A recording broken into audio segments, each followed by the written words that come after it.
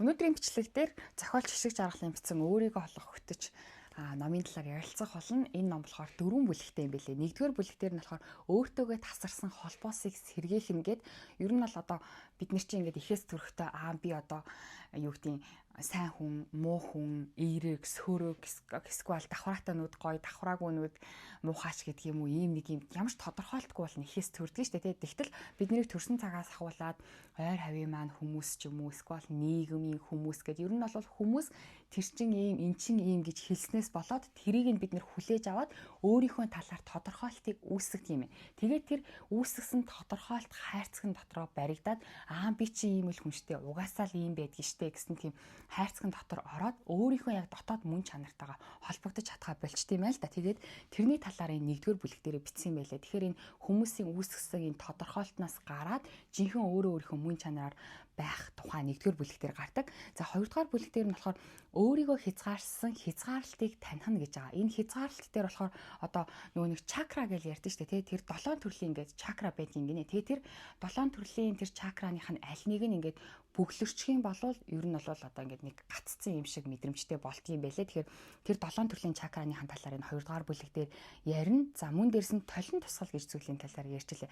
Толин тусгал гэдэг нь болохоор одоо жишээ нь ингээд шал танихгүй хүнтэй уулзж яхад гинт ингээд тэр хүнд заримдаа татагддаг. Тэснэ заримдаа болохоор шал танихгүй хүнтэй уулзах ирнэ. Нэг л тэр хүнтэй уулзмааргүй санагдал нэг зогтмаар санагдаад идэв штэ. Тэгсэн чинь бидний дал тухамсар болохоор тэр үед ингэж одоо мэдрэмжээр ингэж илрээд байгаа юм л да. Жишээ нь одоо юу гэдэг би одоо ингээд өөртөө итгэлгүй өөрийгөө жоохон сул дорой гэж боддог ч юм уу, тийм өөртөө итгэлгүй байлаа гэж бодвол маш өөртөө итгэлтэй хүнтэй уулзахаараа ингээд тэр хүнээс хүртээд ч юм уу тэр хүнтэй уулзмааргүй санагдаад байдаг.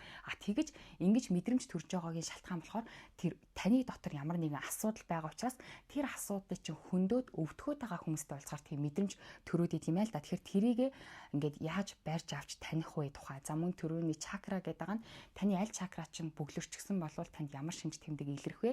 Тэрнээсээ гарахын тулд яах вэ гэдэг талаар 2 дугаар бүлэг дээр гардаг. За 3 дугаар бүлэг дээр болохоор өөрийгөө чөлөөлөх нь гэж байгаа. Өөрийгөө чөлөөлөхтэй болохоор ер нь бол бас өөр бусад ингээд сэтгэл зүйн номнор дээр ч гэсэн хэлсэн байдаг. Энд ч гэсэн хэлж байгаа яг ингээд давхцаж байгаа зүйл бол энэ өөрийгөө чөлөөлөхтэй ингээд одоо трама гэл ингээд хүүхэд насны шарах ч юм уу сэтгэл зүйн шарах ингээд биднэрт өмнө нь тохиолдчихсан зүйлс одоо бидний ингээд амьдралд нөлөөлөд байгаа шүү дээ. Тэгэнгүүт энэ өөрийгөө чөлөөлөхтэй бол бид нар тэр дурсамжаа харах өнцгөө өөрчлөх буюу одоо тэрнээсээ ухаарл авах юм бол ингээд өөр болчих юм байлээ тий. Тэгэхээр тэрнээсээ хэрхэн яаж ингээд ухаарл авах вэ? Жишээ нь одоо бусд хүмүүст ингээд гомдсон байсан бол тэр гомдлоо хэрхэн ингээд өөрчлөөд бүр тэр хүмүүсийг хайрлаж инрэх вэ гэдэг талаар гардаг. Тэгээд бас яг энэ өөрийгөө чөлөөлөх хэсэг дээр нэг аюу гоё хэсэг нь болохоор тийм байлээ. Одоо таныг сэтгэл зүгээр чи ингээд шархлуулж исэн хүмүүс бол өөрсдөө сэтгэл зүйн аюу гүн шарахтай хүмүүс байдаг. Тэгээд өөрсдөө тэр сэтгэл зүйн гүн шарахаа шийдвэрлэж чадаагүй хүмүүс учраас ингээд бусд хүмүүсийг гомдоогоод идэгаа. Тэгээд бид нэр өөрсдөө сэтгэл зүйн бас шарахтай учраас өөрөө ч мэдгүй бас бусд хүмүүсийг аюух гомдоочсон байдаг. Тэгэхээр би өөрөө ч мэдгүй бас ингээд сэтгэл зүйн шархнаасаа болоод бусд хүмүүсийг гомдоогоод идгаа гэдгийг ойлгох юм бол бусад бас ингээд таны санамсаргүйгээр гомдоож исэн хүмүүсийг бас ингээд ойлгоод уучлаад өөрийгөө чөлөөлөх боломжтой гэдэг талаар 3 дугаар бүлэг дээр гардаг байгаа. За сүүлийн 4 дугаар бүлэг дээр болохоор өөрийн жинхэнэ мөн чанараар орших гэж байгаа. За тэгэхээр ингээд одоо бидний ингээд би ер нь ямар хүн юм бэ гэдэг тэр тодорхойлолт ойлголт маань би өөрөө жинхэнэ ийм хүн гэдгээс илүүгээр бусад хүмүүс намайг ийм тодорхойлцсон тэр тодорхойлолтны тас болоод өөрийгөө тэгж дүгнээд байгаа гэж нэгдүгээр бүлэгтэр гарч байгаа шүү дээ. Тэгэнгүүт тэр тодорхойлолтоос нь гараад жинхэнэ яг өөрийнхөө дуу хоолойг илэрхийлээд өөрийнхөө амьдрахын тулд яах ёстой юм бэ? За жишээ нь алхамаар ингээд эхлэх ёстой гэх мэтчлэнгээр дөрөвдүгээр бүлэгтэр ярьсан байгаа. Тэгэхээр өнөөдрийн бичлэг дээр энэ дөрвөн бүлгийг илүү дэлгэрэнгүй ярих болно. За дэлгэрэнгүй ярихаасаа өмнө нэг зүйлийг хэлэхэд манай өнөөдрийн бичлэгийг хийхэд дэмжлэг үзүүлсэн Сурааны англи хэлний академийнхандаа маш их баярлалаа. Тэгээд хэрвээ та англи хэлнийхаа төвшинг ахиулъя гэж бодож байгаа бол Сурааны англи хэлний академиас бүтэн сайн өдөр болгон өглөө 9:30-д англи хэлний үн төлбөргүй танилцуулга сургалт явуулдаг байгаа шүү. Тэгэхээр та төвшөнгөө ахиулъя гэж үнэхээр зорж байгаа бол Сурааны англи хэлний академиг зориод үзээрэй. За ингээд номынхоо дэлгэрэнгүй агуулга руу шууд оръё. Нэгдүгээр бүлэг өөртөөгөө тасарсан холбоосыг сэрээхэн гэж байгаа.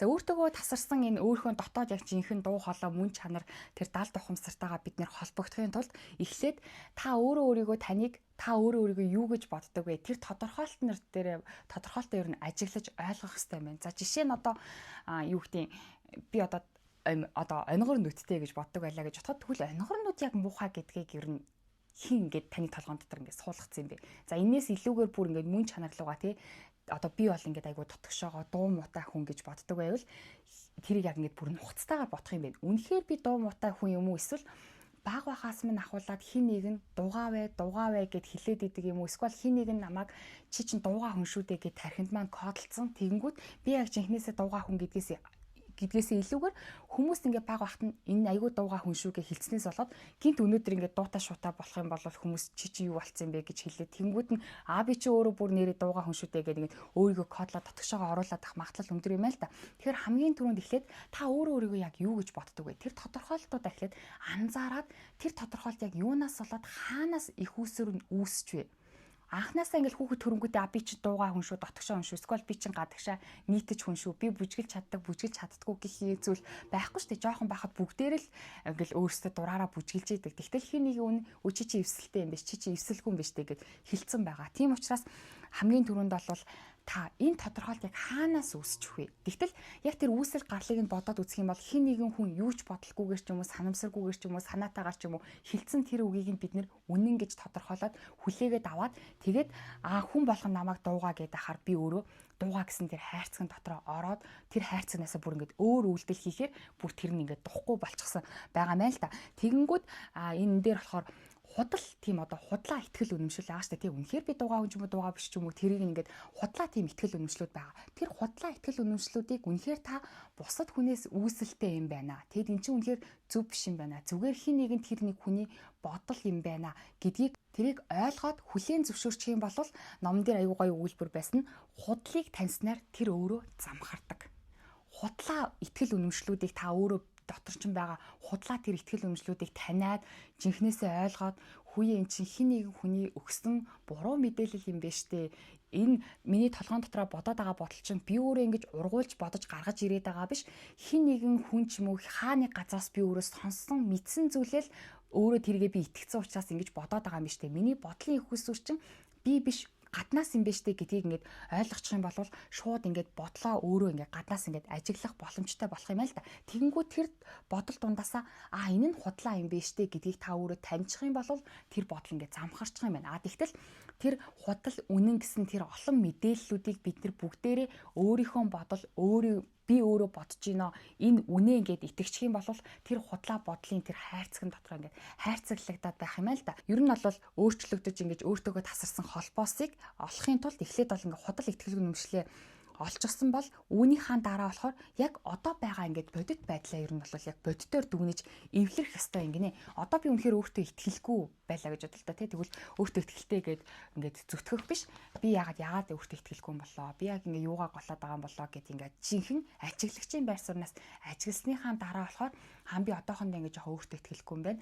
Би одоо өөрөөсөө өндөр хүнтэй уулзахаараа ч юм эсвэл өөрөөсөө гоё ярьстай хүнтэй уулзахаараа. За магадгүй өөрөөсөө илүү мөнгөтэй хүнтэй уулзахаараа ч юм уу би өөртөө итгэлгүй болоод байгаа юм байна гэдгээ олоод тэгээд тэрэн дээр ажиллах юм байна. Тэгээд тэрэн дээр ажиллаж эхлэхийн тулд хамгийн түрүүнд эхний нэгдүгээр алхам бол тэрийгэ яг одоо байгаа байдлаа бодитоор байгаагаар хүлээн зөвшөөрөх юм байна. Тэгээд байгаагаар нь хүлээн зөвшөөрөөд тэрэн дээрээ яг ажиллаад эхлэхээр жинхэнэ ахиц дэвшил гараад жинхэнэ өөрхөн дотоод мөн чанартайгаа холбогдох юм байна. За хоёрдугаар бүлэг дээр болохоор өөрийгөө хязгаарласан хязгаарлалтыг таних нь гэж байгаа. За энэ таныг яг аль зүйл чинь юу чи ингэж хязгаарлаад ингээ ардаас чинь чангаад ийна гэдгийг одоо олж таньж мэдхийн тулд энергийн нөгөө нэг 7 хүрд буюу чакра гэж байдаг гинэ. За ингэж хэлсэн байна. Энергийн 7 хүрд буюу чакра тус бүрд бидний мэдээллүүд хадгалагддаг.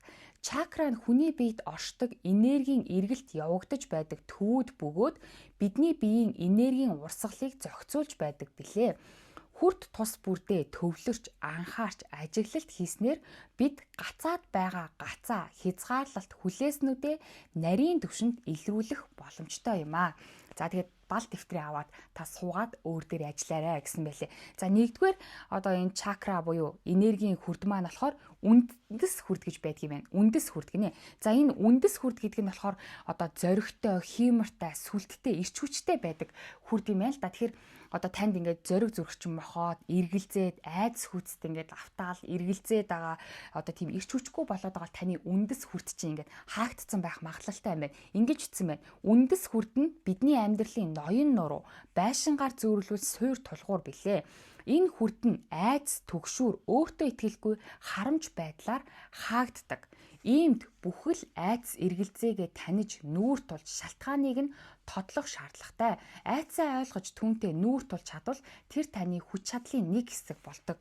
Тэгэхээр өөрөө дээр ингээд ажиллахаараа би яг юунаас айгаад ийна, яагаад би айгаад ийна гэж өөрлөгөө ажиглалт хийгээл дотгошоо чиглэх юм байлээ. Тэгэд энэ номон дээр бол ингээд өөрийгөө олоод бид нэр ингээд яг өөрийнхөө мөн чанараар амьдрахын тулд биднэрт чинь одоо эрчим энерги гэж зүйл байгаа шүү дээ. Тэр энерги гадагшаага биш дотгошоогоо л аягүй сайн чиглүүлж ашиглах юм байлээ. Бага нөгөө энерги би бусад хүнд юугээ бодогдчихж байгаа бол энэ хүн надад гомдсон юм шүү дээ. Энэ хүнд би таалагдах ёстой шүү дээ гэдэг ч юм уу. Тэр бага энерги гадагшаага дандаа би бусад хүмүүст яаж харагдана гэдэг дээр төвлөрүүлэх биш. Бага тэр энерги, эрчим, хүч чадлаа өөрийнхөө дотор тал руу чиглүүлээд энерги өөрийгөө ажиглана гэдэг чинь амар их одоо юм шүү дээ, тий. Ингээл зүгээр л уур хүрх юм бол ууралчл болно, аюу амар байх гэдэг. Тэгтэл уурлахаараа би яг юунаас болоод уурлаад байна, яагаад энэ зүйл миний уурыг хүргээд байна гэж ухамсартайгаар өөрийгөө ажиглана гэдэг чинь одоо маш их эрчим энергийг зарцуулна гэсэн үг шүү дээ, тий. Тийм учраас энэ номон дээр бас өөрт байгаа тэр эрчим энерги дотгошоогоо дандаа чиглүүлээрэ гэж бас бичсэн байлээ. За тэгээд энэ хамгийн чухал үндэс хүрд нь итгэл, зүтгэл, талархлаар эрчимждэг гэсэн байх шүү. Тэгэхээр итгээд, зүтгээд, талархал дүүрэн байх юм бол үндэс хүрд маань бүр эрчимжих юм байна. За үүний дараа 2 дугаар хүрд маань болохоор хувилгаан хүрд юм байна. За энэ хувилгаан хүрд гэдэг нь болохоор хүсэл тэмүүлэл, баяр баясгалан, бүтээлч чанарынх юм байна л да. Тэгэхээр одоо харамсал, уур уцаар өөрөө өөрийгөө болон бас бусад хүмүүсийг их буруутгаад гимшээд байх юм бол энэ хувилгаан хүрдний та алдагдaltaй байна гэсэн үг юм байна.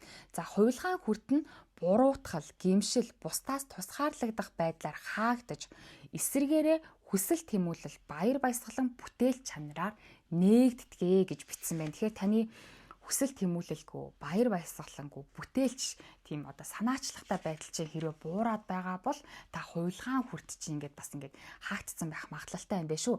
За үүний дараа 3 дугаар хүрд нь болохоор наран сүлжээ гэж хүрд байдаг юм байна. Энэ хүрд нь болохоор өөрийгөө хүлээн зөвшөөр, хүч чадлаа таних, амьдралын зорилгоо олох юм бол та ингээд нар мэд цацраад жинхэнэ ингээд наран одоо энэ хүрд чинь эрчимждэг юм байна. За эсвэргээрээ те ямар нэгэн шалтгаанаар өөрийгөө үнэлэхгүй, өөрөөсөө нүүр буруулад, өөрийн талаар таагүй мэдрэмжтэй үед энэ наран сүлжээ энэ хүрд маань болохоор ингээд хаагдчихдаг юм байна. Тийм учраас өөрийгөө үнэлж те өөрийгөө одоо магтаж, өөртөө талархалтай, өөрийнхөө удам ухсаанда талархалтай хандж энэ хүрдээ та эрчимжүүлж бүр таны ажил үс чинь бүтэх юм байна шүү те. Эсвэргээрээ бүр ингээд гомдлоод өөрийгөө таалахгүй байх юм бол наран сүлжээ гэдэг хүрд маань эрчим нь ингээд буурчдаг юм байна.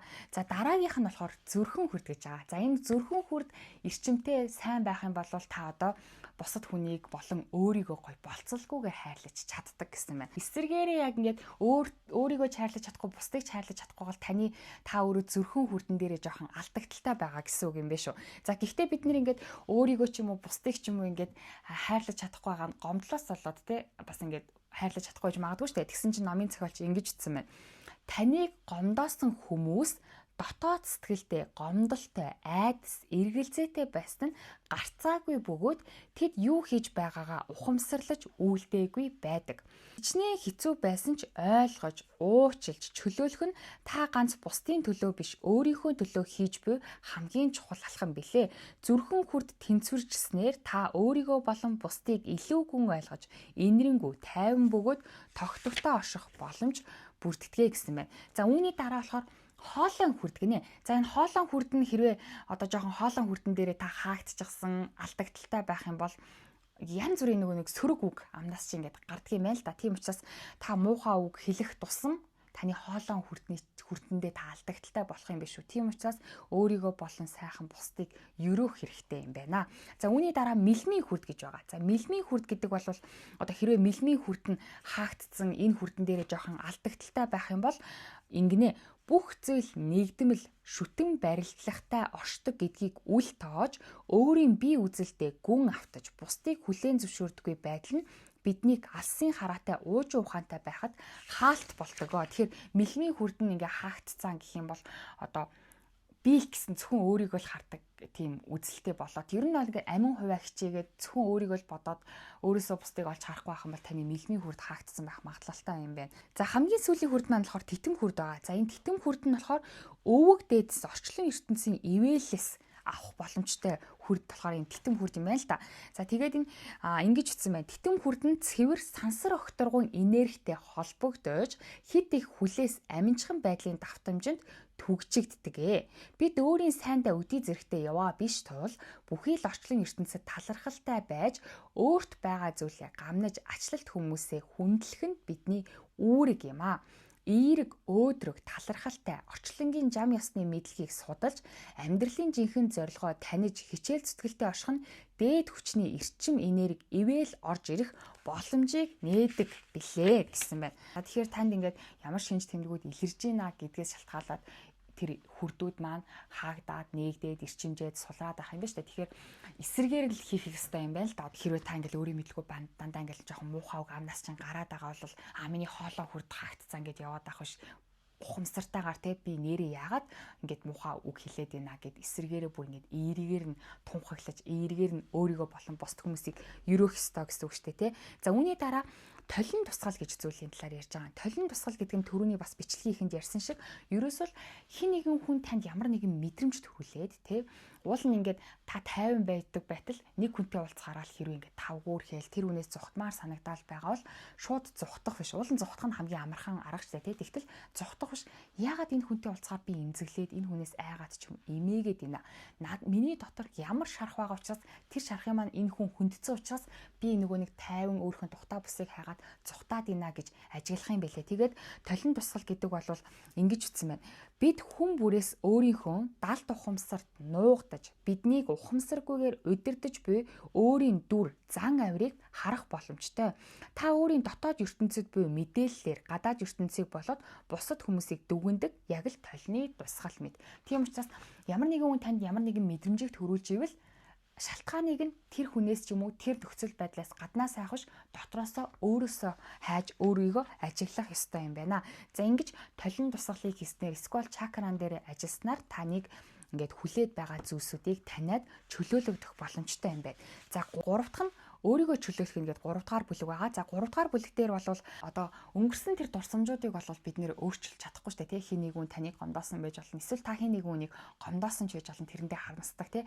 Тэнгүүд өнгөрсөн хугацаалаа бид нэр угаасаа очоод тэрийг өөрчилж чадахгүй учраас тэрийг харах өнцгөл өөрчлөх хэрэгтэй юм. Тэгээ харах өнцгөө өөрчлөхдөө таны амьдралд ингээд тохиолдож байгаа, тантай уулзж байгаа бүхий л хүмүүс танд ямар нэгэн зүйлийг зааж сурахын тулд таны сайн сайхны төлөө ирдэг юм аа л да. Тэгээд тэр зүйлийг нь хэрвээ сураад авчих юм бол ингээд одоо тэр хүний ч юм уу тэр нөхцөл байдал нь ингээд шийдэгдчихдэг юм байна. Тэгэнгүүт тэрийг ингээд шийдвэрлэхийн тулд одоо ингээд ямар нэгэн тэр одоо өнгөрсөн болсон асуудлуудыг бид нэр харахтаа тэр асуудал ч юм уу тэр хүн ч юм уу тэр нөхцөл байдал надад юуг заахын тулд над дээр ирсэн болоо. Юуг надад сургаж ойлгуулах гад ямар сургамж өгөхөд надтай тохиолдсон болоо гэд дүгнэлт хийгээд би энэ зүйлийг сурж авлаа гэд тэрнээсээ сургамжийг авах юм бол ингээд тэр одоо өнгөрсөн дурсамжууд чинь таныг чангаах биш бүр таныг дээшээ татдаг тийм туршлагууд болж хувирах юм байна. Тийм учраас өнгөрсөндөө харамсаж өөрийгөө өрөвдөх ч юм уу өөрийгөө зөхөх биш ухаарл аваад тэр дурсамжуудаа ингээд өөрийнхөө сул тал биш эерэг тал болгоод хувиргах хэрэгтэй юм байна.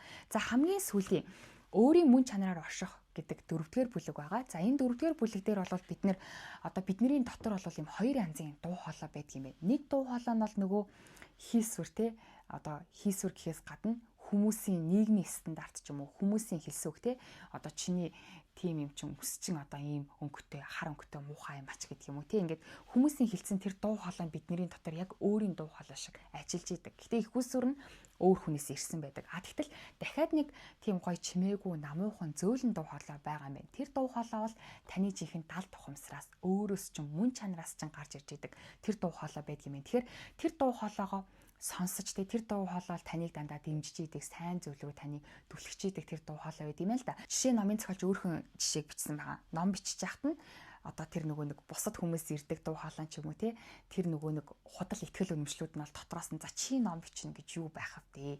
Чи угаасаа бичиж чаддгүй шүү дээ, ярьж чаддгүй шүү дээ ч юм уу гэсэн тийм дуу хоолой сонсогддог байхад эсэргээрээ нөгөө өөрийнх нь далд тухамсраас ирж байгаа жинхэнэ мөн чанараас нь ирж байгаа дуу хоолой бол охин минь чи чаднаа, чи сайн бичиж байгаа, чиний ном нэг ч гэсэн хүнд хэрэг болно штэ гэсэн тийм дуу хоолой сонсгосон гэж аахгүй. Тэгэхээр бид нэр тэр дотоодоос ирж байгаа дуу хоолойгоо яг өөрийнхөө мөн чанараар амьдрахын тулд яг хаанаас үүсэл гарал нь хаанаас ирээд ийна гэд тэгээд яг өөрийнхөө дотроосоо жинхэнэ таны даал тухамсаас ирж таныг урам зориг өгч таныг сайн зүйл рүү төлөж байгаа тэр дуу хоолойгоо сонсож таниж сурах юм байна. За тэгээд яг ингээд одоо өөрөөсөө нөгөө түрүүний ярьсан өөртөө байгаа тэр эрчим энерги бусад хүн рүү гадагшаага биш өөрийнхөө дотогшоогоо ингээд чиглүүлэх юм байна. За тэгээд бид нэр өөрийгөө тэр эрчим энерги чиглүүлээд өөрийгөө мөн чанарыг олоод өөрийнхөө гэрэлтээд эхлэхээр цаашдаа ингээд тэгээд дуусах биш бусад хүнийг бас өөрийнхөө мөн чанарыг олоод гэрэлтэхт нь бас туслах тийм үүрэгтэй байдаг учраас тэр үүргийн хаан дагуу ингэж бас амьдрах хэрэгтэй гэсэн байлээ. Тэгээ номын зохиолч маань номынхон төгсгөл хэсэгт болохоор өөрийнхөө зорилгыг дотроосоо жинхэнэ тэр одоо энэ дэлхий дээр яагаад ирсэн бэ? Тэр үүрэг хариуцлага ч юм бол бидний даалт хумсар дотор бол мэдж байгаа юм л да. Тэгэхээр тэрийгээ та өөрөө ч гэсэн мэдж байгаа юм байна. Тэгэхээр тэрийгээ яг тэрэндээ үнэнч зорилготой үнэнч байгаарэ. Тэгээ хамгийн гол нь өөртөө үнэнч байгаарэ гэж хэлээд номын зохиолч маань дуусгасан байлээ. За тэгээд харахад бол айгүй жижигхэн. Тэгээд зураг айгүй хөөрхөн юм зураг мөрөгтэй учраас харахад бол айгүй хөнгөн. Тэгээд номын бичгийн хэлбэр ч гэсэн айгүй хөнгөн хэрнээ айгүй гүнзгий ном гэх юм уу? Айгүй амархан уншигдаж байгаа хэрнээ айгүй гүнзгий олон юм бодох шаардлагатай. Миний хувьд бол ингээд анх харчаад айгүй жижигхэн ном байна газ уншчих юм байна гэж бодсон чинь хурдан уншигтаад байгаа хэрнээ л голдоо айгүй ингээд бодох нэрээ юу лээ гэх. Тэгээд голдоо бас ингээд нөгөө асуултуудтай юм байлаа. Одоо жишээ нь тэр нөгөө ямар чакра нь бүглэрсэн, ямар чакра нь одоо ингээд хагдсан гэдгийг олохын тулд жишээ нь асуултууд байгаа юм билээ. Тэгээд тэдгээр асуултуудад нь ингээд яг хариулаад явахаар айгүй ингээд нэлээд тотгошоо өнгөж бас ингээд уншихад амархан ирнэ цаг ордог. Тийм нэлээд одоо биеийн жижигхэн бэлчээрэн том гэдэг шиг ном байлээ. За тэгээд өнөөдрийн бичлэгтэр өөрийгөө олох хөтөч номын 4 бүлгийн бүлгээс ойлгосон зүйлээ хуваалцлаа. Тэгээд дараагийн бичлэгтэр болохоор энэ төлөвлөгөөтэй эмэгтэйгээд Elon Musk-ийн ээжийн бичсэн ном юм байлээ. Тэгэхээр одоо дэлхийн хамгийн баян хүмүүсийн нэгт тооцогдоод байгаа хүний ээж бичсэн ном гэхээр бас нэлээд гахалтай байх гэж бодож байна. Гарчгуудыг бас гүйлгээд харсан чи ер нь л ажил хийдэг эмэгтэй гээл одоо гэр бүлээ яаж авч явах вэ, эрүүл мэндээ яаж авч явах вэ, амжилт гэж юу вэ, гоо төслөн гэж юу вэ гэх мэтлэгээр гарчгууд нь бол бүр тасархай юм билээ. Тэгэхээр дараагийн бичлэгээр бол төлөвлөгөөтэй эмэгтэйг номын талаар бичлэг оруулах болно. Тэгээд дараагийн бичлэгээр олзъя баяр та.